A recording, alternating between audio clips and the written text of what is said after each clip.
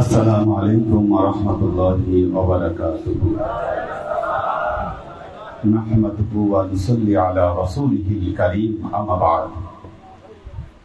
ঐতিহ্যবাহী সাজুলিয়া দরবার শরীফ আয়োজিত এই মহতী খাস তালিম অনুষ্ঠানে যারা উপস্থিত হয়েছেন, আল্লাহর আশিক এবং সালেহ বৃন্দ, সবাইকে স্বাগতম জানাচ্ছি।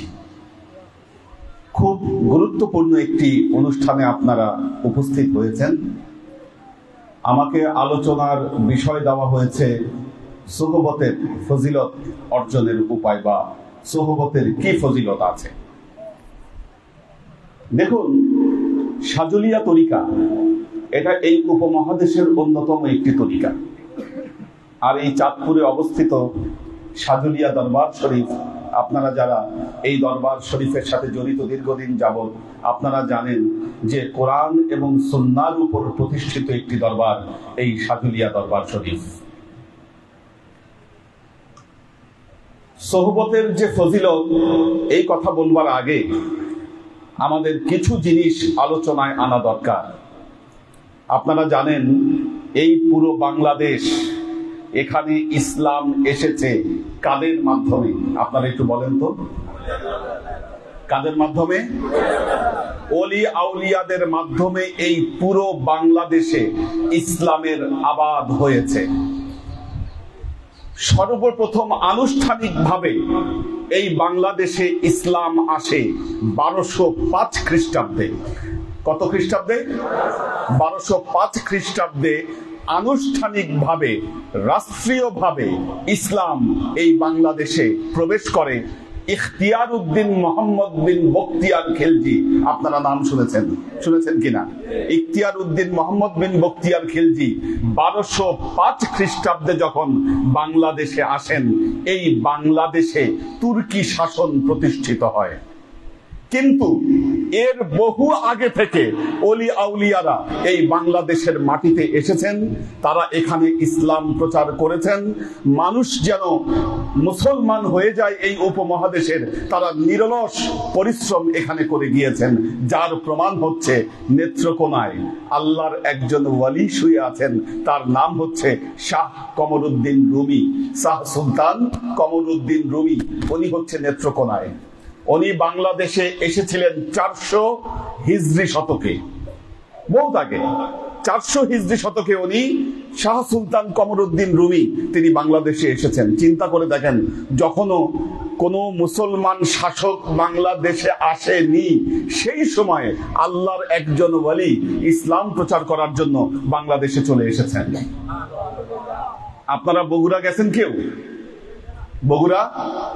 বগুড়া বা উত্তরবঙ্গে যদি যান, দেখবেন রাস্তার পাশেই, বগুড়ার রাস্তার পাশেই একজন আল্লাহর ওয়ালি শুয়ে আছেন। তার নাম হলো হযরত মাহি সাওয়ার রহমাতুল্লাহ আলাইহি। হযরত মাহি সাওয়ার রহমাতুল্লাহ আলাইহি উনি 450 হিজরিতে বাংলাদেশে আসছিলেন, যখন এই এলাকার সকল মানুষ ছিল হিন্দু বা বৌদ্ধ বা অন্যান্য ধর্মের মানুষ এইখানে ছিল। মুসলমান একজনও এই ভারতবর্ষের মাটিতে ছিল না। তারা এই জায়গায় এসে ইসলামের বাণী মানুষের ঘরে ঘরে পৌঁছে দিয়েছিলেন। যখন ইখতিয়ার উদ্দিন মোহাম্মদ বিন বখতিয়ার খিলজি আসলেন, তারপরে বেশ কয়েকজন আল্লাহর ওয়ালি এই বাংলাদেশে এসেছিলেন। আমি কয়েকজনের নাম আপনাদেরকে বলছি কিছু জিনিস বুঝার স্বার্থে। আমি যে কথাগুলো বলছি, এগুলোর পক্ষে ঐতিহাসিক রেফারেন্স, এভিডেন্স সবকিছু আছে। আমি আপনাদেরকে ঠিকানা বলে দিলে ওখানে গিয়ে আপনারা দেখতে পাবেন যে ঐতিহাসিক নিদর্শনগুলো কিভাবে সেখানে আছে। 1280 খ্রিস্টাব্দের দিকে বাংলাদেশে দিল্লি থেকে একজন আল্লাহর ওয়ালি আসেন, তার নাম হচ্ছে শরফুদ্দিন আবু তাওয়ামা রহমাতুল্লাহ আলাইহি। শরফুদ্দিন আবু তাওয়ামা রহমাতুল্লাহ আলাইহি তিনি বাংলাদেশের সোনারগাঁয়ে তিনি আগমন করেন। গিয়াসউদ্দিন বলবনের দরবারে তিনি ছিলেন। গিয়াসউদ্দিন বলবন তাকে বাংলাদেশে যাওয়ার নির্দেশ করে। ওনার নির্দেশ পেয়ে তিনি বাংলাদেশের সোনারগাঁয়ে ওনার আস্তানা গড়েন। আপনারা যদি সোনারগাঁয়ের মোগরাপাড়ায় যান, মোগরাপাড়ায় গেলে দেখবেন ওনার কবর ওখানে আছে, এবং উনি যে ওই সময় এখানে মাদ্রাসা স্থাপন করেছিলেন, ওই মাদ্রাসা মাদ্রাসাও এখনো, ওই মাদ্রাসার ধ্বংসাবশেষ এখনো ওই জায়গায় আছে। স্থানীয় লোকজন ওইটাকে বলে আন্দারকোটা। কত খ্রিস্টাব্দ? 1280 খ্রিস্টাব্দ। আচ্ছা দেখেন, ঢাকা বিশ্ববিদ্যালয় হয়েছে কবে? 1921 সালে প্রতিষ্ঠিত হয়েছিল ঢাকা বিশ্ববিদ্যালয়।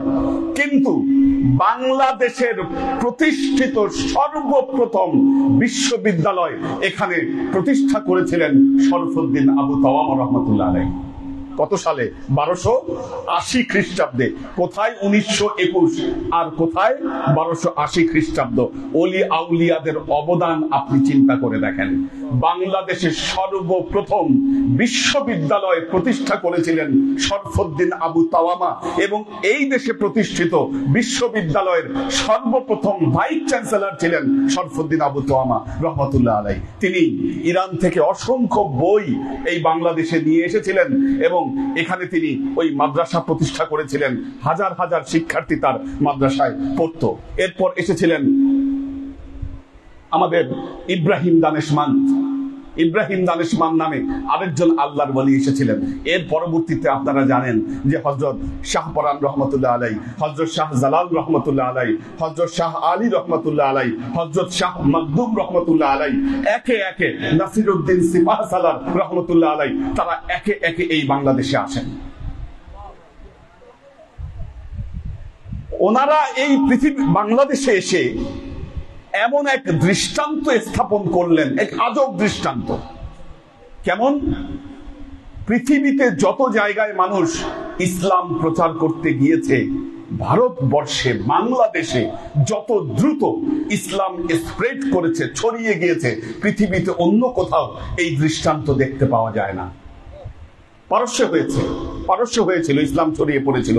কেন? আল্লাহর ওলিরা কি এমন করেছিলেন যে তাদের সোহবতের কারণে এত দ্রুত ইসলাম এই উপমহাদেশে ছড়িয়ে গেল? আমাদেরকে জানতে হবে এগুলো, আমাদের ইতিহাস তলব করতে হবে। আপনারা ইতিহাস না জানলে আজকে ইসলামের নামে আমাদের মধ্যে কি ফিতনা ছড়িয়ে দেওয়া হচ্ছে আমরা সেটা বুঝতে পারবো না। আপনাদের মতো সহজ সরল অনেক মুসলমানকে আজকের দিনে ধোঁকা দেওয়া হচ্ছে, আপনারা প্রতারণার শিকার হচ্ছেন, আপনারা ধোঁকাবাজির কবলে পড়ে যাচ্ছেন, আপনারা বুঝতে পারছেন না। আমি যদি জোর দিয়ে বলি, ইসলামকে যদি মানুষের কাছে ছড়িয়ে দিতে হয়, আল্লাহর নবীর আদর্শ অনুযায়ী যদি ইসলাম প্রচার করতে হয়, ইসলামী জীবন যদি পরিচালনা করতে হয়, একমাত্র উপায় হচ্ছে আল্লাহর ওলিদের দেখিয়ে যাওয়া পথ। এর বাহিরে কোন সহি মত থাকতে পারে না। আমার এই কথাকে যদি আমি প্রতিষ্ঠা করতে চাই, কিছু ঐতিহাসিক রেফারেন্স আপনাদেরকে দেওয়া প্রয়োজন। এই জন্য আমি এই কথাগুলো বলছি। কি করলেন তারা, আল্লাহর ওলিরা? দেখুন, তারা এখানে এসে যেই মাদ্রাসাগুলো করেছিলেন, এই বাংলার মানুষের শিক্ষা দীক্ষার কোনো জায়গা এখানে ছিল না। তুর্কি যুগে এখানে আল্লাহর ওলিরা প্রায় ৮০,০০০ মাদ্রাসা এই বাংলাদেশে স্থাপন করেছিলেন, যার ঐতিহাসিক রেফারেন্স এখনো আছে সারা বাংলাদেশে। ওনারা কি করেছিলেন? শুধু মুসলমান না, সকল ধর্মের লোকেরা তাদের এই মাদ্রাসায় এসে শিক্ষা গ্রহণ করতে পারত। সবাই আসতো। একদিন দুই দিন যখন তারা মুসলমানদের মাদ্রাসায় এসে শিক্ষা গ্রহণ করছে, তারা ইসলামের প্রতি অনুরাগী হয়ে যেত এবং এক সময় তারা ইসলাম কবুল করে দিত। সুফিরা যে মাহফিল আয়োজন করতেন, সেই মাহফিলে সকল ধর্মের লোকদের জন্য খাবার দেওয়া হতো, সবার জন্য ফুড ওপেন ছিল। যেখানে এই এলাকার মানুষ, আপনারা জানেন, এই এলাকার মানুষ বর্ণ বৈষম্যে বিভক্ত ছিল। বর্ণ বৈষম্য, এখানে হিন্দুদের মধ্যে 4 গোত্র ছিল না, ব্রাহ্মণ, ক্ষত্রিয়, বৈশ্য, শূদ্র, এই 4 জাতিতে এরা বিভক্ত ছিল। ব্রাহ্মণদের গায়ে যদি, নিম্ন বর্ণের কারো গায়ে যদি ছায়াও লাগতো, তাহলে তারা নদীতে গিয়ে গোসল করত। যখন তারা দেখলো যে মুসলমান একজন ধর্ম প্রচারক, এই মুসলমানেরা মসজিদে যখন নামাজ পড়ে সবাই পাশাপাশি দাঁড়িয়ে নামাজ পড়ে, কারো গায়ের সাথে কারো গা লাগলে কোনো কিছু হয় না, নিম্ন বংশের কোনো বাচ্চাকে তারা কোলে তুলে দিচ্ছে, মানুষ দলে দলে এই এলাকায় ইসলাম প্রচার করতে শুরু করলো, ইসলামকে কবুল করতে শুরু করলো। তারা আল্লাহর ওলিরা এই পুরো বাংলাদেশকে তারা আবাদ করেছেন। প্রশ্ন হলো, বিগত 30-40 বছর ধরে দেখবেন একটা ঘটনা ঘটছে, আরব দেশ থেকে কিছু মাওলানা পড়াশোনা করে আসছে, মাথায় টোপকা টাপকি লাগাচ্ছে, আর মানুষের সামনে এসে বক্তব্য দিচ্ছে পীরদেরকে মানা ঠিক না, পীররা বেদাত করে, আসল ইসলাম এই ইসলাম নয়, এই ধরনের কথা বলে আমাদেরকে বিভ্রান্ত করছে, যেই বিভ্রান্তগুলো আমাদের মধ্যে কোনোদিন ছিল না। এই বিভ্রান্তির কথাগুলি আমরা শুনতেছি কতদিন ধরে? আপনারা খেয়াল করে ধরেন, আপনাদের মুরব্বী যারা এখানে আছেন, আচ্ছা নামাজের পরে মোনাজাত করব কি করব না, আপনারা মুরব্বীরা বলেন, আজ থেকে 40 বছর আগে এই কথা আপনারা জীবনে শুনছেন? মিলাদ করব কি করব না এই ফিতনা জীবনে শুনছেন আপনারা? 40 বছর আগে আপনারা এই ফিতনার কথা কোনোদিন শুনেন নাই। পীর ধরব কি ধরব না এই ফিতনার কথা আপনারা কোনোদিন শুনেন নাই। শবে বরাত পালন করব কি করব না, এগুলো ফিতনা আমাদের মধ্যে কখনোই ছিল না। আজকে একদল লোক আরব দেশ থেকে পড়াশোনা করে আসতেছে, তারা এসে আমাদেরকে বলছে তোমরা এতদিন যা করেছো সব তোমরা ভুল করছো, আমরা যা বলতেছি এটা হচ্ছে আমাদের সহি কথা, সহি মত, সহি পথ। কেন? প্রশ্ন হলো এর কারণ কি? আমি কারণের কাছে এখন আসবো। দেখেন, আল্লাহর নবী চলে যাওয়ার পর খোলাফায়ে রাশেদা তারা পৃথিবী শাসন করেছেন। খলিফা ওমর রাদিয়াল্লাহু তাআলা আনহু ছিলেন অর্ধ জাহানের খলিফা, ঠিক কিনা? অর্ধেক পৃথিবী শাসন করেছেন খলিফা ওমর রাদিয়াল্লাহু তাআলা আনহু। খলিফা ওমরের সময় অসংখ্য আল্লাহর ওয়ালিরা এই বাংলাদেশে আসছেন, এই ভারতবর্ষে আসছেন, সারা পৃথিবীতে তারা ছড়িয়ে গিয়েছেন খলিফা ওমরের সময়। খলিফা উসমান রাদিয়াল্লাহু তাআলা আনহু, আলী রাদিয়াল্লাহু তাআলা আনহু, তারা ছিলেন খোলাফায়ে রাশেদা। তারপর কারা আসলেন?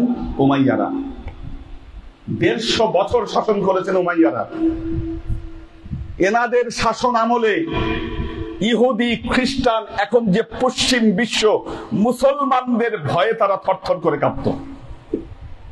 উমাইয়াদের পর আসলো আব্বাসীয়রা। আব্বাসীয়দের সময়ে মুসলমানেরা জ্ঞান বিজ্ঞানের সর্বোচ্চ পর্যায়ে চলে গিয়েছিল। এই মুসলমানরা আব্বাসীয় শাসন আমলে বাগদাদে ওই সময় প্রতিষ্ঠা করা হয়েছিল দারুল হিকমা। এই দারুল হিকমা ছিল ওই সময় পৃথিবীতে সবচাইতে রিচ লাইব্রেরি। চিকিৎসা শাস্ত্র, রসায়ন শাস্ত্র, জ্যোতির্বিজ্ঞান, সায়েন্স, যত কিছুই আপনি দেখেন না কেন, মুসলমানদের ভেতরেই ছিল সব পণ্ডিতেরা। আল বিরুনি, ইবনে সিনা, জাবির ইবনে হাইয়ান, কি আপনারা এদের নাম শুনেছেন? এই মুসলমান পণ্ডিতেরা, এরা পৃথিবীর সবচাইতে জানলেওয়ালা ব্যক্তি ছিল এই মুসলমান পণ্ডিতরা আব্বাসীয় খেলাফতের সময়। আব্বাসীয় খেলাফতের পতন ঘটলো মঙ্গলদের হাতে। এরপরে পৃথিবীতে আসলো কারা? ওসমানীয়রা। ওসমানীয় খেলাফত 650 বছর তারা পৃথিবী শাসন করেছে। ওসমানীয়রা পুরো পৃথিবীতে তারা নেতৃত্ব দিয়েছে। আচ্ছা, এখন দেখেন আমি কতগুলো উদাহরণ দেই। এই যে খলিফাদের কথা বললাম, তারা প্রত্যেকেই ছিল ওলি আউলিয়া ভক্ত। ওলি আউলিয়া ভক্ত ছিল। প্রমাণ চান? কতগুলো প্রমাণ দিচ্ছি। ওসমানিয়া সাম্রাজ্যের প্রতিষ্ঠা করেছিলেন ওসমান গাজী, ওনার নাম ছিল। ওনার পীর সাহেবের নাম ছিল এদেব আলী। উনি এদেব আলীর ভক্ত ছিলেন। ওসমানের পিতা আর্তুগুল গাজীর নাম আপনারা শুনেছেন? আর্তুগুলের নাম শুনেন নাই? আচ্ছা, ওনার পিতার নাম ছিল আর্তুগুল। আর্তুগুলের পীরের নাম ছিল ইবনুল আরাবি। উনি ইবনুল আরাবির মুরিদ ছিলেন। আচ্ছা, ওনারা কিন্তু সবাই পীর ভক্ত ছিলেন। ওলি আউলিয়াদেরকে তারা ভক্ত করতেন এবং ওলি আউলিয়াদের দর্শন অনুযায়ী তারা তাদের জীবনকে চালাতেন। আরো প্রমাণ দেই, অত দূরে যাওয়া লাগবে না। আপনারা জানেন ভারতবর্ষের প্রতাপশালী শাসক ছিল কারা? মুঘল সাম্রাজ্যের সম্রাটরা। কি মোগল সম্রাটদের নাম শুনছেন না? বাবর, হুমায়ুন, আকবর, না? এনাদের তো নাম শুনেছেন। এরা প্রত্যেকেই অলিয়া উলিয়াদের ভক্ত ছিল। হুমায়ুন থেকে নিয়ে শুরু করে প্রত্যেক মুঘল সম্রাট, সম্রাট আকবর ওনার পীর ছিলেন সেলিম চিশতি রহমতুল্লাহ আলাইহি। ওনার পীরের নাম ছিল হযরত সেলিম চিশতি। উনি খালি পায়ে 1 মাইল হেঁটে যখন সেলিম চিশতির দরবারে যেতেন, তখন এই ভারতবর্ষের সবচাইতে প্রতাপশালী শাসক বাদশাহ আকবর যখন তার পীরের সাথে দেখা করতে যাইতেন, খালি পায়ে তিনি এই সেলিম চিশতির দরবারে তিনি যাইতেন। তিনি জুতা পায়ে দিয়ে যেতেন না। আমি নিজে গিয়েছি ওখানে সেলিম চিশতির দরবারে। এখনো মানুষ ওখানে যাওয়ার সময় কেউ জুতা পায়ে দিয়ে যায় না, জুতা খুলে সেলিম চিশতির দরগায় সবাই যায়, যেহেতু সম্রাট আকবর জুতা খুলে গিয়েছিলেন। এবং দেখেন, যতদিন সেলিম চিশতি জীবিত ছিল, সম্রাট আকবর দিনে এলাহি করার মতো ভুল তিনি করেন নাই। তখন কিন্তু তিনি দিনের উপর ঠিকই কায়েম ছিলেন। যখন তার পীর সাহেব মারা গেল, পীর সাহেব যখন চলে গেলেন, তখনই কিন্তু সম্রাট আকবর বিপথে গিয়েছিলেন। এই যে মুঘল সাম্রাজ্য, তারা সবাই কিন্তু পীর ভক্ত ছিল। যে ওসমানীয়রা 650 বছর পৃথিবী শাসন করেছে, তারা প্রত্যেকেই পীর ভক্ত ছিল। সমস্যাটা হলো কোথায়? সমস্যাটা হলো দ্বিতীয় বিশ্বযুদ্ধে। না, দ্বিতীয় বিশ্বযুদ্ধ কত সালে হয়েছিল? 1947 খ্রিস্টাব্দে। না, 1940 থেকে নিয়ে 45 এই সময় পর্যন্ত দ্বিতীয় বিশ্বযুদ্ধ হয়েছিল। এই দ্বিতীয় বিশ্বযুদ্ধে যখন ওসমানিয়া সাম্রাজ্যের পতন ঘটলো, পৃথিবী দুনিয়ার রাজত্ব চলে গেল ইহুদি খ্রিস্টানদের হাতে। এখন কিন্তু আমাদের হাতে নাই। কি আজকে যে দেখেন পৃথিবীতে মুসলমানরা দুর্বল, এই মুসলমানরা পৃথিবীতে দুর্বল ছিল না। এই মুসলমানরা 100 বছর ধরে পৃথিবীতে আজকে দুর্বল অবস্থায় আছে। দ্বিতীয় বিশ্বযুদ্ধে ওসমানিয়া সাম্রাজ্যের পতন না ঘটলে আজকের মুসলমানরাই পৃথিবীতে সবচাইতে শক্তিশালী শক্তি থাকতো। আমাদের দুর্ভাগ্য, এটা আমাদের দুর্ভাগ্য। তো এই যে ওসমানিয়া সাম্রাজ্যের পতন কারা ঘটালো? ব্রিটিশ এবং আমেরিকা। ব্রিটিশ এবং আমেরিকাদের ষড়যন্ত্রে এই ওসমানিয়া সাম্রাজ্যের পতন ঘটালো।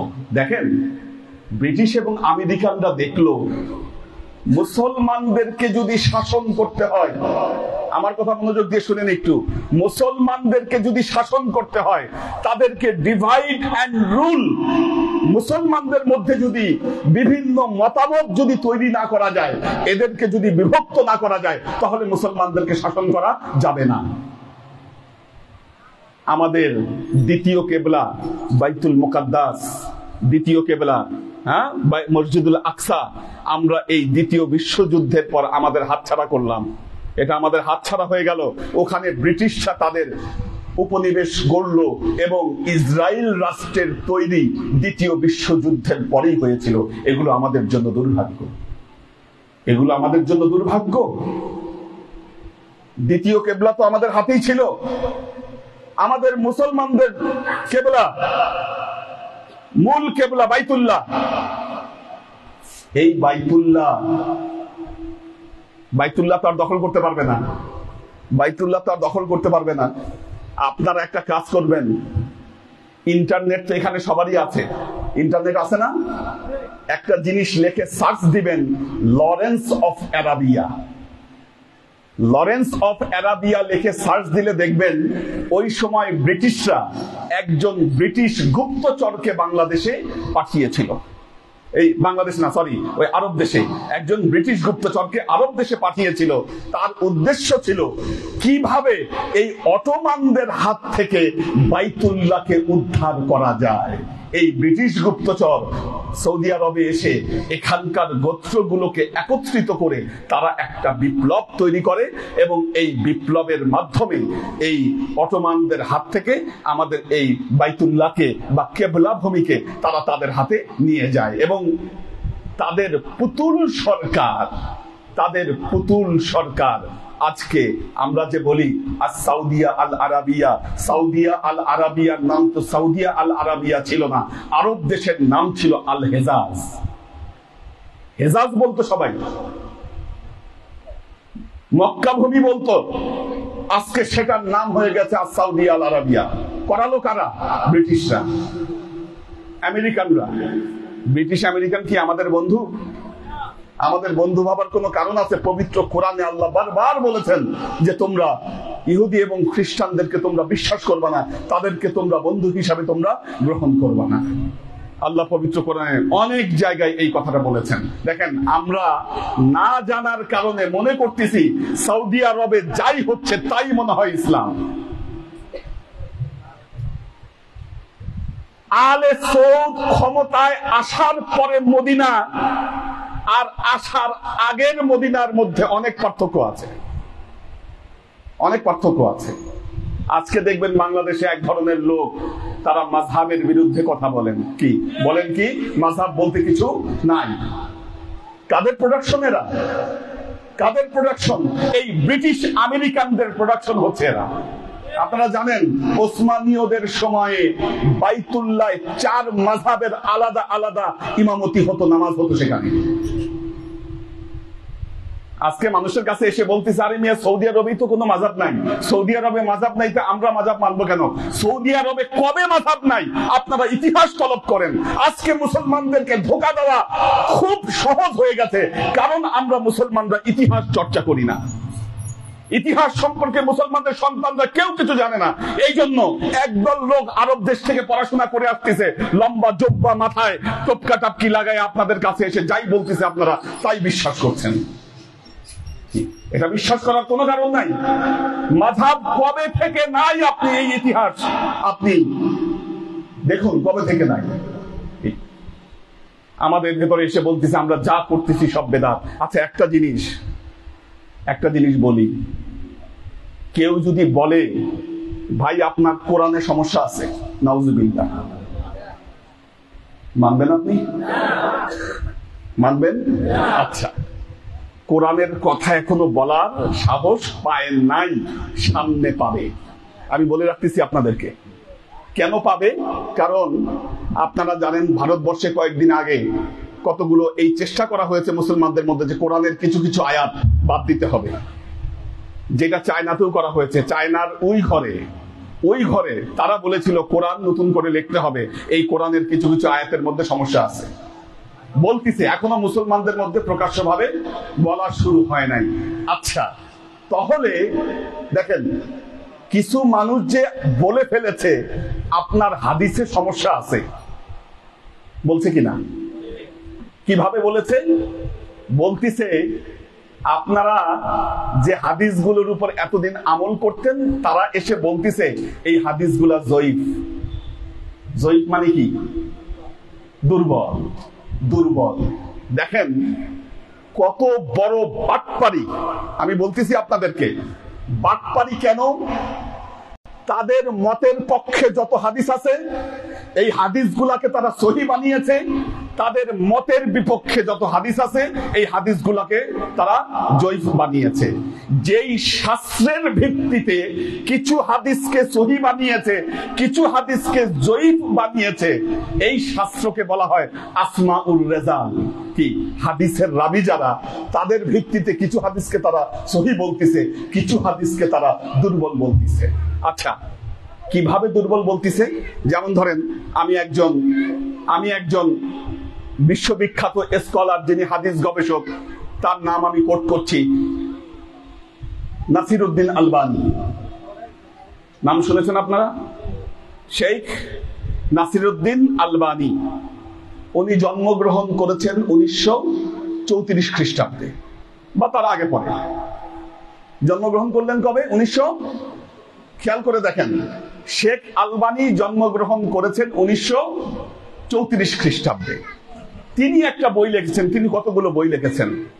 সিলসিলাতুল আহাদিসুস সাহিহা, সিলসিলাতুল আহাদিসুস যায়িফা, সিলসিলাতুল আহাদিসুল মাউদুআ, না, এই কিতাবগুলো উনি লিখেছেন।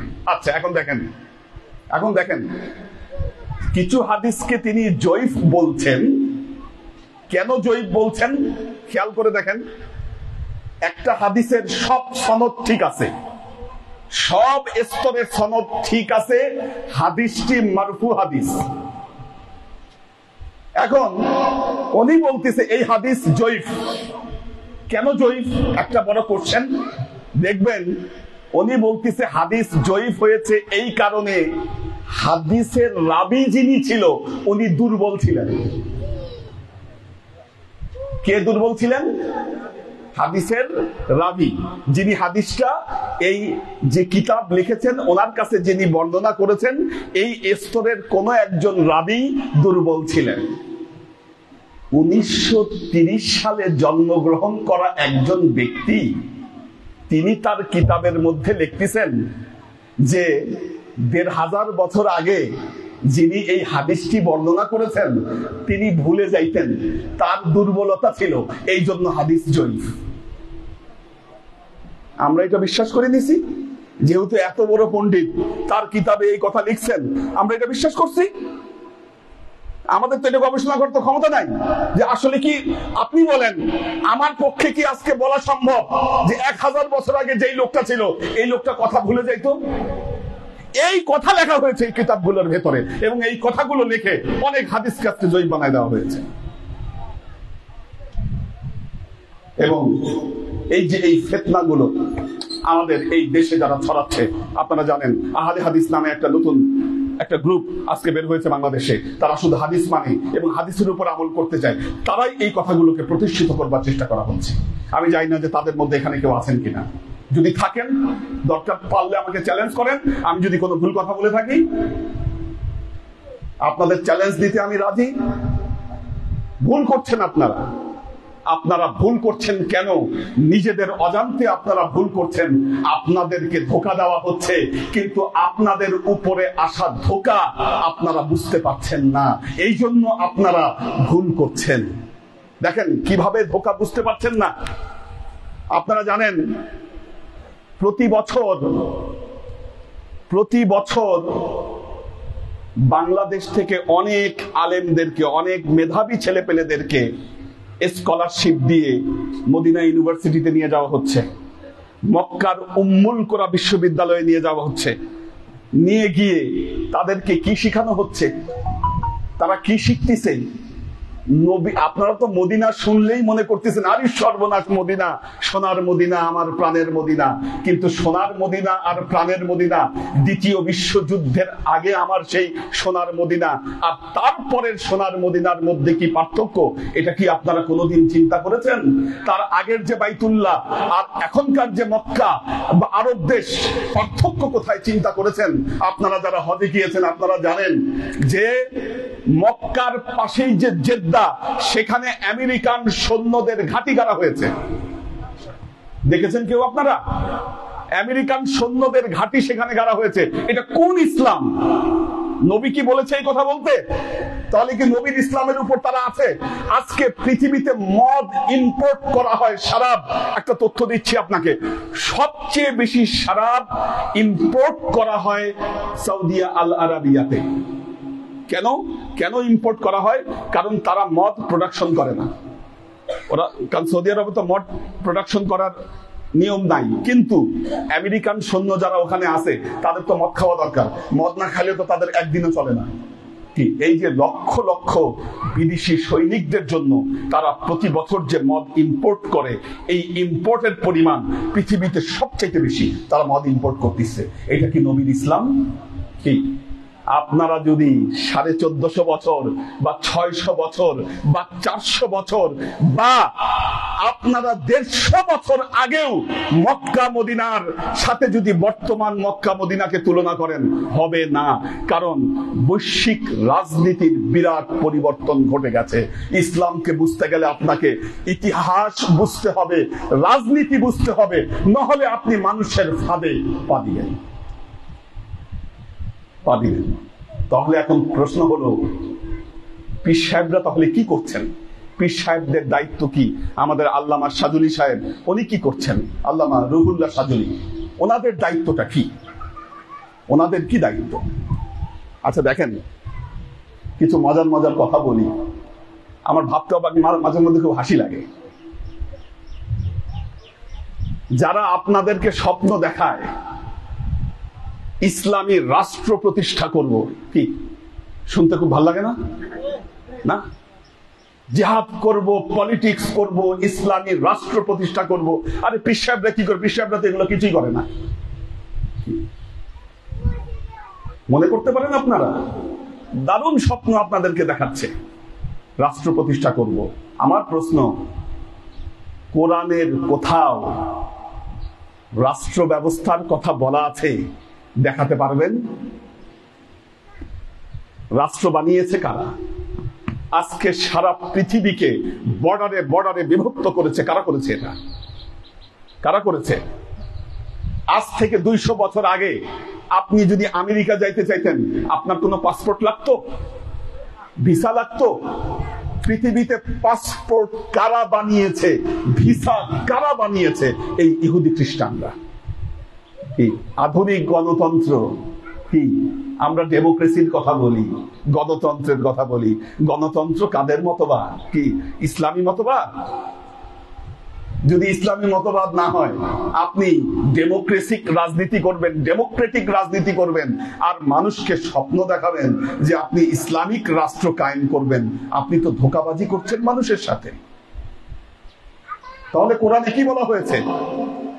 কোরআনে বলা হয়েছে, আগে তোমার পরিবারকে ঠিক করো, পরিবারকে পরিশুদ্ধ করো, তোমার সমাজকে তুমি পরিশুদ্ধ করো, আশেপাশের মানুষগুলোকে তুমি ভালো মানুষে পরিণত করো, পুরো দেশ পুরো পৃথিবী ভালো মানুষে পরিণত হবে।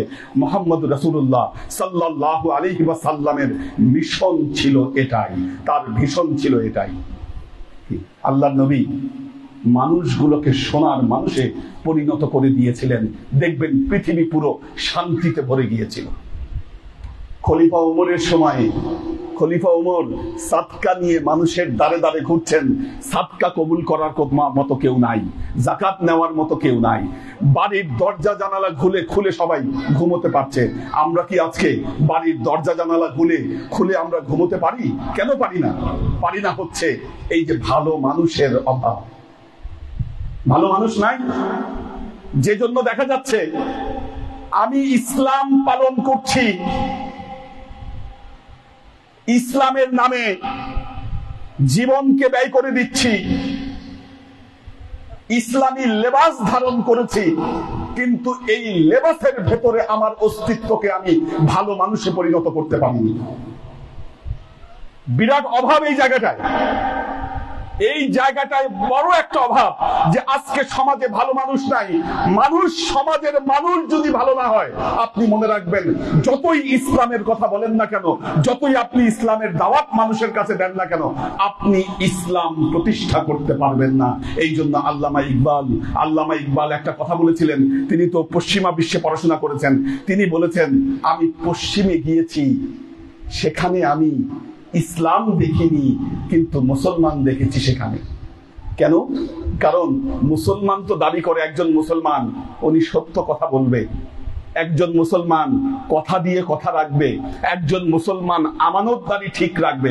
এটা তো মুসলমানদের চরিত্র। তো এই পশ্চিমা বিশ্বে সেখানে তো ইসলাম নাই, কিন্তু সেখানে মানুষ মিথ্যা কথা বলে না, সেখানে মানুষ চুরি করে না, তো সেখানে তো ইসলাম নাই, কিন্তু মানুষের স্বভাব চরিত্র তো মুসলমানদের মতো। কিন্তু আমাদের এই প্রাচ্যে এখানে ইসলাম আছে কিন্তু মুসলমান নাই। কেন?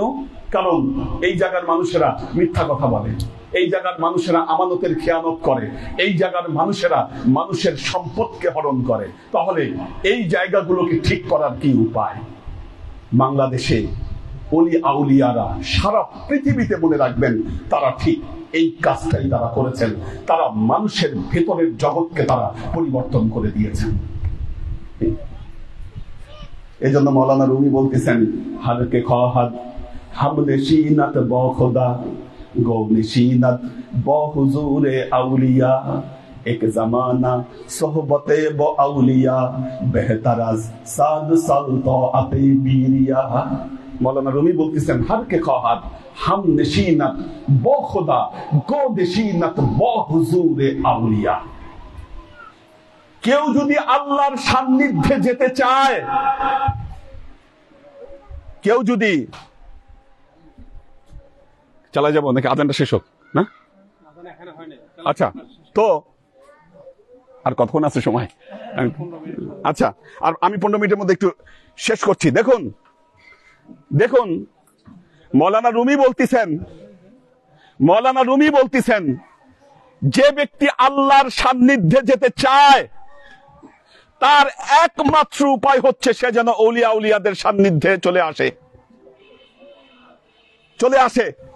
हर के ख्वाहद हम नशीनत बो खुदा गो नशीनत बो हुजूर औलिया एक जमाना सोहबते बो औलिया बेहतरा 7 साल तो आते बीरिया एक मुहूर्त ओली আউলিয়াদের সোহবতে থাকা শত সহস্র বছর নিরহংকার ইবাদতের চাইতে এটি উত্তম।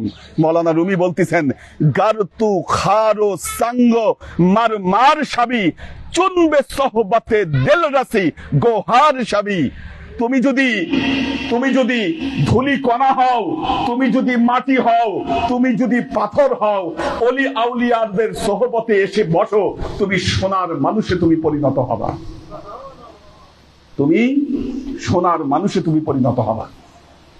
দেখুন আল্লাহর আশিক ও সালেক বৃন্দ, প্রশ্ন হলো কোরআন কি বলছে?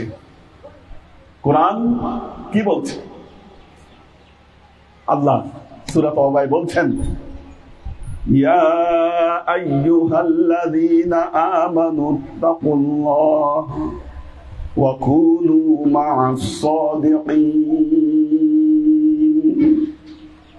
আল্লাহ বলছেন, ইয়া আইয়ুহাল্লাযীনা আমানু, হে ঈমানদারগণ, ইত্তাকুল্লাহ, কাকে ভয় করো? আল্লাহকে ভয় করো। আর কি করো? ওয়াকুনু মা'আস সাদিকিন, তোমরা সাদিকিনদের, সত্যবাদীদের, ওলি আউলিয়াদের সহযোগী, তাদের সাথী তোমরা হয়ে যাও। পবিত্র কোরআনে যা আদেশ করা হয়েছে তা পালন করা কি ফরজ? কি আল্লাহ পবিত্র কোরআনে যেখানে ফেলে আমর ব্যবহার করেছেন এটা পালন করা কি ফরজ, আর যেটাকে বলেছেন লা না সেটা পালন করা আমাদের জন্য হারাম। আল্লাহ বলেছেন অকুনু মা'আস সাদিকিন, তোমরা সাদিকিনদের সাথী হয়ে যাও, তাদের সাথে তোমরা অবস্থান করো। কারণ নেক লোকের সাথে অবস্থান করা নেক আমল করার চাইতে উত্তম, বদ লোকের সহবত অর্জন করা বদ কাজ করার চাইতে সেটি নিকৃষ্ট। এই জন্য শেখ সাদি বলতেছেন, সোহবতে সলে তোরা সলে কুনাদ, সোহবতে তলে তোরা তলে কুনাদ, সৎ সঙ্গে স্বর্গবাস, অসৎ সঙ্গে সর্বনাশ। সূরা কাহফ আল্লাহ বলতেছেন, ওয়াসবির নাফসাকা মা'আল্লাযীনা ইয়াদউনা রাব্বাহুম বিল গাদাতি ওয়াল আশি। আল্লাহ বলছেন কোথায়? সূরা কাহফ। সূরা কাহফে বলছেন, আয়াত নম্বর কত? আয়াত নম্বর বলি। আল্লাহ সূরা কাহফে বলছেন, ওয়াসবির নাফসাকা মা'আল্লাযীনা ইয়াদউনা রাব্বাহুম বিল গাদাতি ওয়াল আশি। 28 নম্বর আয়াত সূরা কাহফের। আল্লাহ বললেন অসবের।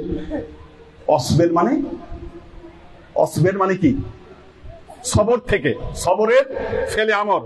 অসবের, ধৈর্য ধারণ করাও। কেন ধৈর্য ধারণ করাও? ওলি আউলিয়াদের সোহবতে থাকা এত সহজ নয়। ওলি আউলিয়াদের সোহবতে থাকা সহজ নয়। চাইলেই ওলি আউলিয়াদের সোহবতে থাকা যায় না, কারণ এখানে নিজের ইচ্ছা অনুযায়ী কোনো কাজ করা যায় না। কি পীর সাহেবের দরবারে আসলে যত কাজ পীর সাহেবের হুকুম অনুযায়ী করতে হয়, ওলি আউলিয়াদের হুকুম অনুযায়ী করতে হয়। এই জন্য সবরের প্রয়োজন হয়, ঠিক কিনা? আজকে আপনারা সারাদিন এখানে আসেন, কি মন চায় না যে একটু যাই, একটু যদি এখন ঘুরে বেড়াইতে পারতাম তাহলে ভালো হইতো, আজকে বন্ধের দিন। কিন্তু এই ঘোরাঘুরি বাদ দিয়ে আপনাকে এখানে বসে থাকতে হচ্ছে। চায়ের দোকানে আড্ডা দিতে পারলে কত ভালো লাগতো, বন্ধু বান্ধবের সাথে বসে গল্প করতে পারলে ধানের খেতে কত ভালো লাগতো। কিন্তু আল্লাহ বলতেছেন অসবের, সবর ঘটাও। কিসের সবর ঘটাবা? নফসাকা, তোমার নফসের সবর ঘটাও। কিভাবে ঘটাবা? মাআল্লাযীনা ইয়াদউনা রাব্বাহুম, তাদের সাথে থেকে যারা ইয়াদউনা রাব্বাহুম, যারা তাদের প্রভুকে ডাকে, বিল গাদাতি ওয়াল আশি, সকাল এবং সন্ধ্যা, সকাল এবং সন্ধ্যা যারা আল্লাহর জিকিরে লিপ্ত হয়, সকাল এবং সন্ধ্যা যারা আল্লাহকে ডাকে, তাদের সাথে থেকে তুমি তোমার নফসের সবর ঘটাও। কি ওলিয়া উলিয়াদের দরবারে গেলে দেখবেন যে তারা কিছু জিকির দেয়, কি জিকির করতে হয় না? কি সকাল সন্ধ্যা নিয়মিত জিকির করতে হয়, 5 ওয়াক্ত নামাজের শেষেও দেয়।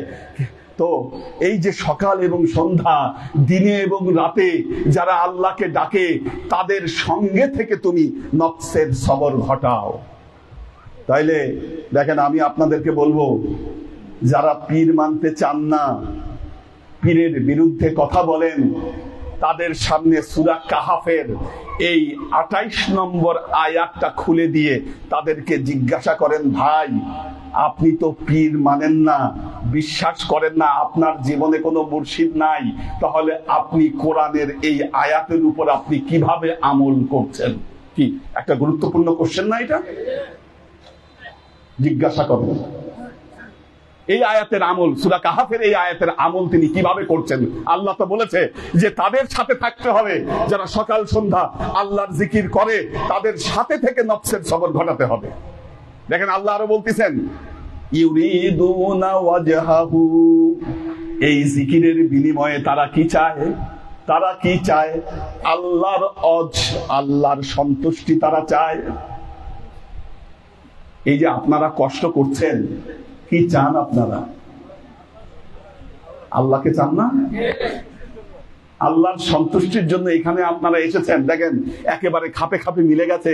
যারা আল্লাহর সন্তুষ্টির জন্য একত্রিত হয়, সকাল সন্ধ্যা আল্লাহকে ডাকে, তাদের সাথে থেকে তুমি তোমার নফসের সবর ঘটাও। আল্লাহ বলতেছেন, খেয়াল করে দেখেন, জরুরি কথা, লা তা'দু আইনাকা আনহুম, কখনো তোমাদের চোখ তাদের কাছ থেকে সরিয়ে দিও না। তাদের ব্যাপারে তোমাদের চোখকে কখনো শত্রু ভাবাপন্ন করো না। লা তা'দু আইনাকা আনহুম। আল্লাহ আবার বলতেছেন, তুরিদুনা জিনাতাল হায়াতিদ দুনিয়া, তোমরা কি দুনিয়ার সুখ শান্তিকে বেশি প্রাধান্য দিচ্ছ? তোমরা, আল্লাহ জিজ্ঞাসা করতেছে, কি চাও তোমরা? দুনিয়ার সুখ শান্তি চাও? কি দেখবেন যে পীর সাহেবের দরবারে আসছেন, আপনার মনে হইতে পারে আজকে আমার দিনটা লস হয়ে গেল, আরে সারাদিন এখানে বসে থাকলাম, আমার তো লস হয়ে গেল, আমি ব্যবসায় সময় দিলে আমার আজকে আরো লাভ হতো। কি বলতেছি আল্লাহ, যে তোমার এই ব্যবসা বাণিজ্য, তোমার সমস্ত কাজ, তোমার সমস্ত কিছুর চাইতে দুনিয়ার এই যে তোমার ধন সম্পত্তি, ব্যবসা বাণিজ্য, এই সব কিছু করার চাইতে যারা সকাল সন্ধ্যা আল্লাহকে ডাকে, আল্লাহর সন্তুষ্টি যারা চায়, তাদের সোহবতে থাকা তোমাদের জন্য উত্তম। তোমরা কিন্তু তাদের কাছ থেকে তোমাদের চোখকে সরিও না, তাদের সাথে শত্রু ভাবাপন্ন হয়েও না। কেন? তোমরা কি চাও? তোমরা কি দুনিয়ার সুখ শান্তি বেশি চাও? তুরিদুনা জিনাতাল হায়াতিদ দুনিয়া। আল্লাহ প্রশ্ন করতেছেন আপনাদেরকে, জিজ্ঞাসা করতেছেন, এটা আল্লাহর জিজ্ঞাসা। ওয়ালা তুতি মান আগফালনা কলবাহু আন যিকরিনা ওয়াত্তাবাউ হাওয়াহু। দেখেন আল্লাহ বলতেছেন, কত মারাত্মক কথা, ওয়ালা তুতি, তোমরা অনুসরণ করো না। ওয়ালা তুতি, অনুসরণ করো না। মান আগফালনা আন যিকরিনা, যে ব্যক্তি আমার জিকির থেকে গাফেল হয়ে গেছে, তাকে তোমরা অনুসরণ করিও না। আপনারা জিকির করেন না? দেখবেন যারা পীর বিশ্বাস করে না, আপনাদের জিকির নিয়ে ট্রল করে। ট্রল বুঝেন? অভিনয় করে করে দেখায় আপনারা কেমনে জিকির করেন, এটা নিয়ে ঠাট্টা বিদ্রুপ করে, করে কিনা? কি আল্লাহ কোরআনে কি বলেছেন? ওয়ালা তুতি, তাদেরকে অনুসরণ করবা না। মান আগফালনা আন যিকরিনা, যারা আমার জিকির থেকে গাফেল হয়ে গেছে। কত মারাত্মক কথা। কেন? তারা তাদের প্রবৃত্তির অনুসরণ করছে। তারা কিন্তু কোরআন হাদিস অনুসরণ করে না। তারা বুঝাইতে চায় আমরা কোরআন হাদিস মানি, আমরা কোরআন হাদিস বেশি অনুসরণ করি। আল্লাহ বলছেন না, তারা কিন্তু তাদের নিজের প্রবৃত্তির শুধু অনুসরণ করে যাচ্ছে, আর কিছু কিন্তু তারা করছে না। কাজে তোমরা সতর্ক থাকো তাদের ব্যাপারে। সময়টা একটু দেখে নিলাম। জি, তো দেখেন, ওয়ালা তুতি মান আগফালনা কলবাহু আলা যিকরিনা ওয়াত্তাবাউ হাওয়াহু ওয়া কানা আমরুহু ফুরুতা। আল্লাহ বলে দিচ্ছেন তাদের এই সমস্ত কাজ ধ্বংসপ্রাপ্ত হবে। কাজী ভাইরা, আমি বলবো যারা বিরোধিতা করেন, সাজুলি পীর সাহেবের বদনাম করেন, আমারও বদনাম করে বহু মানুষ আছে, অভাব নাই। লাগতে আইসেন না আল্লাহর ওলিদের সাথে, এক মুহূর্ত টিকতে পারবেন না। কারণ বাতিলের চাকচিক্য বেশি হয়, কিন্তু বাতিল বেশি দিন টিকে না, বেশি দিন টিকে না। সাজুলিয়া তরিকা শত শত বছর ধরে এই বাংলাদেশে টিকে আছে, কেউ তো দূর করতে পারে নাই। কি এই ব্যাঙের ছাতার মতো দেখেন যে কিছু কিছু মতবাদ গড়ে উঠে মুহূর্তের মধ্যে বড় কিছু করে ফেলে, কিন্তু এগুলা বেশি দিন টেকসই না, এগুলা টিকবে না। কারণ এগুলো বাতিল, হক হকের জায়গায়, বাতিল বাতিলের জায়গায়। শেষ একটা কথা বলে শেষ করব। দেখেন সোহবতের গুরুত্ব, আমার বিষয়টা তো সোহবতের গুরুত্ব এবং অর্জনের যে ফজিলত, এটা বোঝার জন্য একটা ঘটনা যথেষ্ট। এই যে আমি আয়াতটা, শেষ আয়াতটা আমি বললাম সূরা কাহাফের আয়াত না? সূরা কাহাফের ঘটনা আপনারা জানেন। সূরা কাহাফে আসহাবে কাহাফের ঘটনা বর্ণনা করা হয়েছে না? আসহাবে কাহাফ, আসহাবে কাহাফ কারা ছিল? এক অত্যাচারী শাসক, জালেম শাসক। এই জালেম শাসকের দেশে কয়েকজন আল্লাহর ওয়ালি ছিল, কয়েকজন আল্লাহর ওয়ালি ছিল জালেম শাসকের দরবারে। তারা এই শাসকের অত্যাচার সহ্য করতে না পেরে শাসক কি করলো? তাদেরকে দেশ থেকে বহিষ্কার করলো।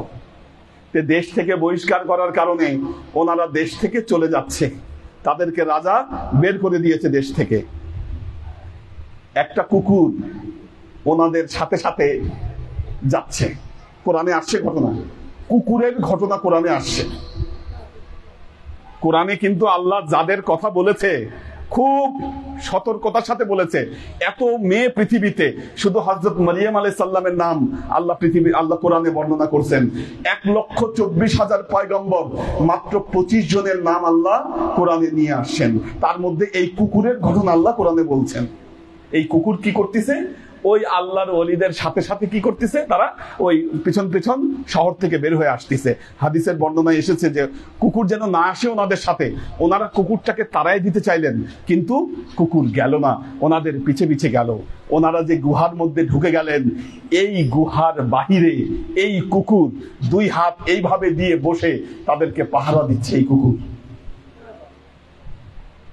এই কুকুর, এই কুকুর জান্নাতে যাবে, এটা জানেন তো? জান্নাতে যাবে। কি জান্নাতে যাবে? কুকুর। আমরা মানুষ, আমরা জান্নাতে যাইতে পারি কিনা আমাদের সন্দেহ আছে, কিন্তু কুকুর সে জান্নাতে যাবে। কি আমল এই কুকুরের বলতে পারেন? কি এমন আমল? ওলিয়া উলিয়াদের সোহবতে ছিল এই কুকুর।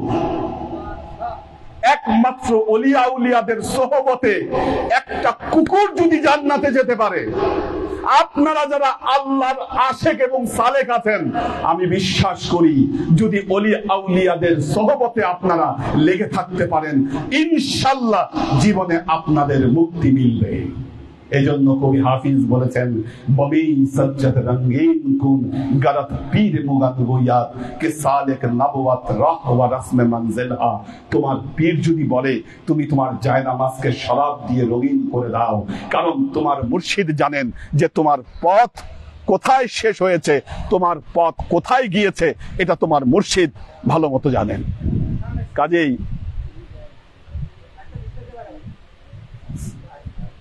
আমার আলোচনা প্রায় শেষের দিকে, জাস্ট এখন শেষ করে দিব আর কি। তো দেখেন দেখেন এই জন্য আপনাদেরকে শেষ একটা কথাই বলবো, ওলিয়া আউলিয়ারা শত সহস্র বছর ধরে পৃথিবীতে বিচরণ করছেন, মানুষের মুক্তির জন্য তারা কাজ করে যাচ্ছেন। আপনারা যদি লেগে থাকেন, ইনশাআল্লাহ আপনাদের মুক্তি মিলবে। মানুষের ধোঁকায় পড়ে পথ হারাবেন না, বরং আপনাদেরকে বলবো যে সহি তরিকা আল্লাহ আপনাদেরকে দিয়েছে, এটাকে আপনারা আঁকড়ে ধরে থাকুন। ইনশাআল্লাহ আপনাদের জীবনকে আল্লাহ রহমত এবং বরকত মণ্ডিত করবেন। বারাকাল্লাহু লানা ওয়া লাকুম ফিল কুরআনিল আযীম ওয়া নাফা'ানা ওয়া ইয়্যাকুম লা আয়াতি ওয়া যিকরিল হাকীম ইন্নাহু তাআলা জাওয়াদুন কারীমুম মালিকুন বাররাউফুর রহিম। আসসালামু আলাইকুম ওয়া রাহমাতুল্লাহি ওয়া বারাকাতুহু।